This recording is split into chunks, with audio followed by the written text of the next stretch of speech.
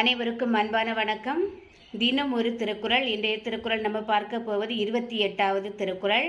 தலைப்பு நீத்தார் பெருமை. அதிகாரம் 3. குறள் பார்க்கலாமா? நிறைமொழி மாந்தர் பெருமை நிலத்து மறைமொழி காட்டிவிடும். இன்னொரு முறை. நிறைமொழி மாந்தர் பெருமை நிலத்து மறைமொழி காட்டிவிடும்.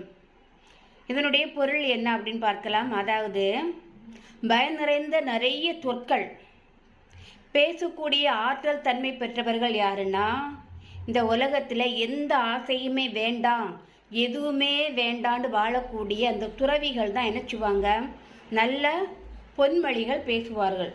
அவர்களுக்கு மட்டும்தான் என்ன செய்ய முடியும், ஆற்றல் நிறைந்த சொற்கள் பேச முடியும். யாரையும் வஞ்சகமாக, பொறாமையாக, போட்டியாக எதுவும் என்ன செய்ய மாட்டாங்க, இந்த துறவிகள் பேச மாட்டார்கள். ஏன்னா அவர்களுடைய மனதில் எந்த ஒரு எண்ணமோ ஆசையோ எதுவுமே கிடையாது. அப்படிப்பட்டவர்கள் என்ன செய்வாங்கன்னா, அவர்களுடைய மனதில் இருந்து வரக்கூடிய வார்த்தைகளும் சரிதான், எண்ணங்களும் சரிதான், நல்லது மட்டும்தான் என்ன செய்வாங்க, பேசுவார்கள். நல்ல நல்ல பொன்மொழிகள், நிறைய மந்திரங்கள் எல்லாமே என்ன செய்வாங்க, இந்த துறவிகளால் மட்டும்தான் என்ன செய்ய முடியும், பேச முடியும். அப்படி பேசக்கூடியவர்களுடைய மந்திரத்தை நாம் என்ன செய்யணும், பின்பற்றி வந்தால் என்ன செய்யலாம், அதே மாதிரி நமக்கு நல்லதே நடக்கும். இப்போ நமக்கு முருகர் இருக்கார், நமக்கு பிடித்த கடவுள் முருகர் வைப்போம். அவங்கள பற்றி நம்ம என்னென்னா ஒரு மந்திரம், ஓம் முருகா ஓம் முருகா அப்படின்னு சொல்ல சொல்ல நமக்கு என்ன செய்கிறதுனா, நம்ம மனதில் இருக்கக்கூடிய கவலைகள் எல்லாம் என்ன செய்கிறது, நம்மளை விட்டு போயிடுது.